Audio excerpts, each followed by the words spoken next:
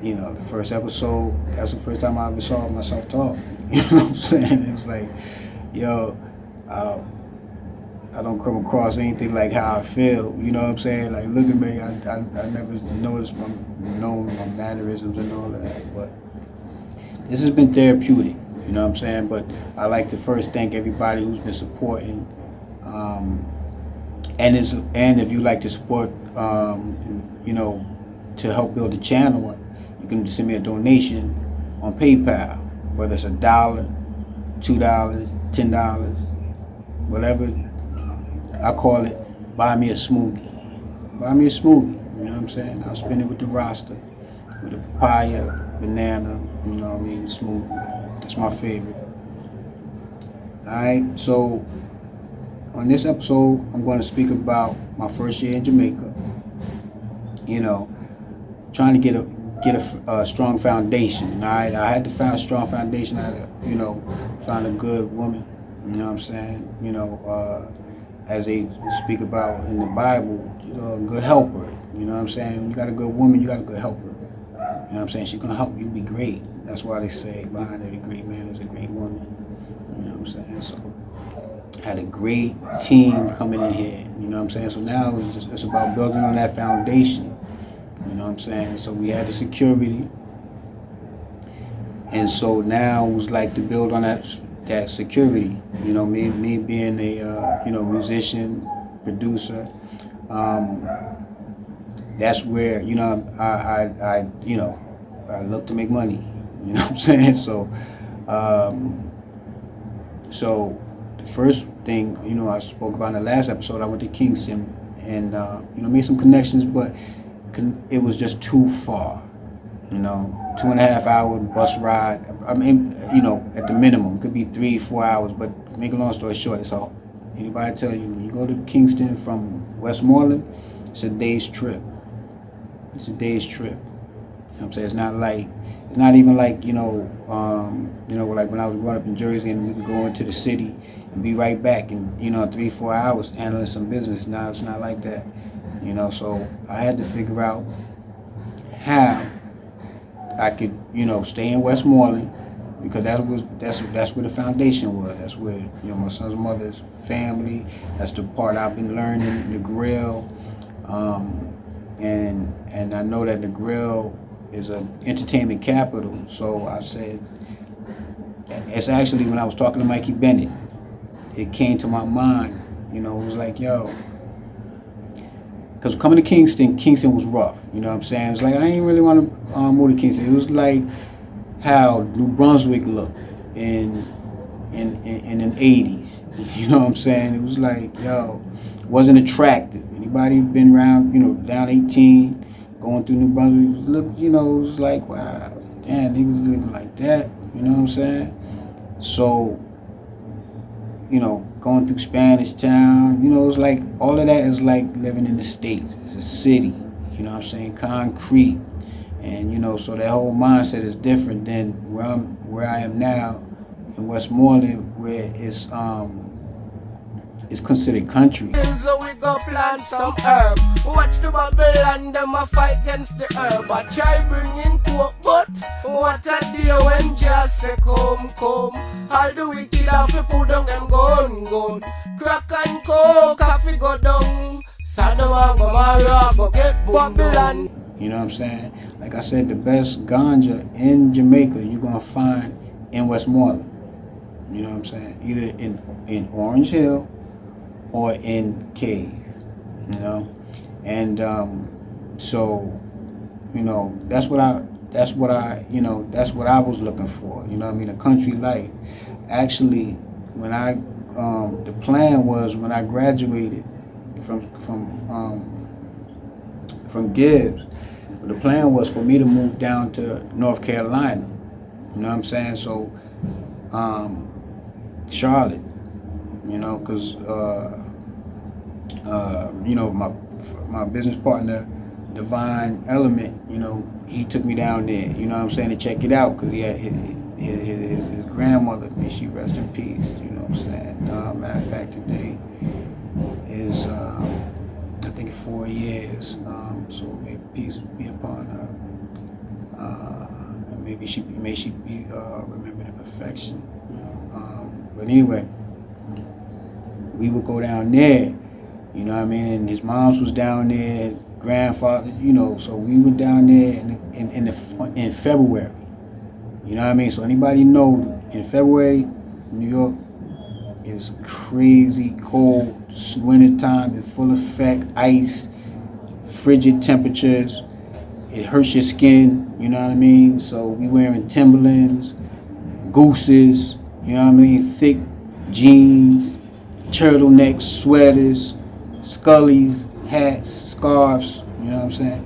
And we went down there in Charlotte, and it was sunshine. You know what I'm saying? I think it was like 80 degrees when we was down there in Charlotte. So we moved down to Charlotte, and not move down to Charlotte, but that was the thing, that was the plan. We were gonna go down there and set up shop because, we producing music in Brooklyn, but New York was so political, and at that time you needed $100,000 to get your song on the radio through connections. You couldn't just go there with $100 in the van, and you know what I mean. But you would need connections. We went down there. We was talking. We was contacted the radio manager. You know what I mean? I forget what they call him, but the radio manager basically. You know what I'm saying? And so it was we can move and do marketing for $500. You know what I mean? And reach a lot of people. So I liked Charlotte, and that was the plan. I was gonna move down to Charlotte. Remember I told you, I said I got a $5,000 stipend. I was gonna spend that down in Charlotte because Jersey was just too high. I could spend that in rent for 2 months. You know what I mean? At that time in Newark or New York would have been in 1 month.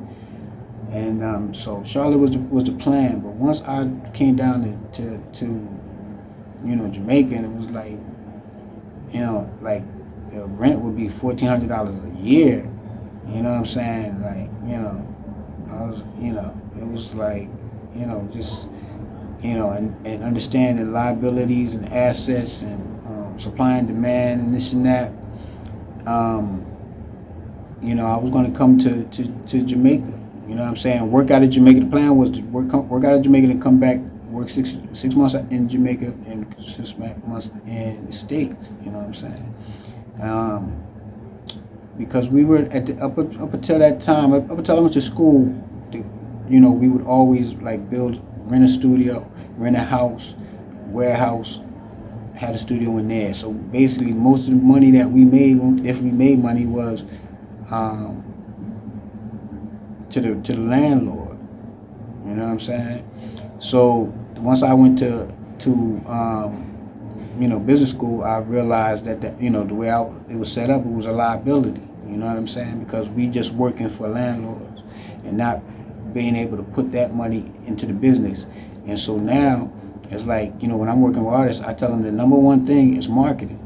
You know what I'm saying?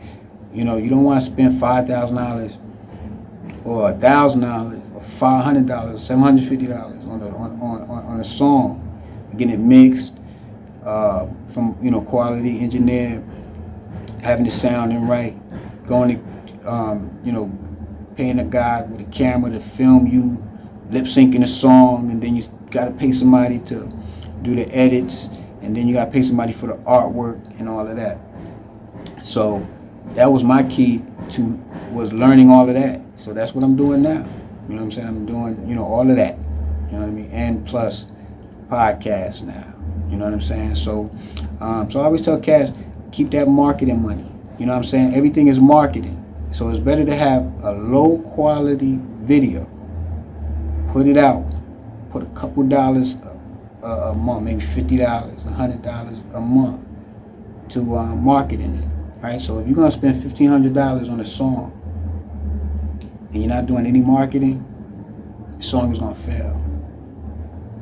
In most cases. There's exceptions to every rule, but most times, if you got 10 artists, 9 of them gonna fail that way. You know what I'm saying? I would say 10, you know what I'm saying? Maybe 1 in 100, 1 in a million is gonna go viral or, get to the masses.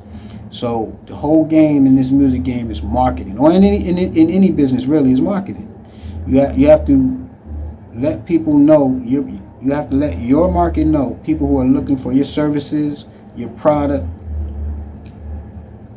Hey, this is what I do. You know what I mean? And some people gonna love it. Some people gonna hate it. But the ones that love it, focus on that. And also the hate is gonna generate, because people react to more things about hating, through hate than love, right? So and I realized that doing this page, like, I get comments, filled with hate and all of that, but I love that, because they're more likely to comment than people that really like the content. So we need to be successful. You have to have haters. You know what I'm saying? It's just how it is. So you have to get comfortable with being hated. I've always been comfortable with being hated. So, you know what I'm saying? I've always been an outsider. So that's why it was easy for me to move to Jamaica. So now, I understood about, business and changing liabilities into assets. So it was, for me, it was an asset to be in Jamaica for many reasons. And once I, linked up, because like I said, Kingston was not an option really, unless I moved down to Kingston. I didn't want to move down to Kingston. I wanted to live in the country, because I'm about to move to Charlotte to live in the country, which is, Charlotte is not really country, but it's country compared to New York, New Jersey. All right. They call it, anyway, I ain't going to get into all that. But so that's what was the key. You know what I mean? It was like, I can't go to Kingston. I'm living in Sheffield. I got to figure out how. So what I did was P Funk City G.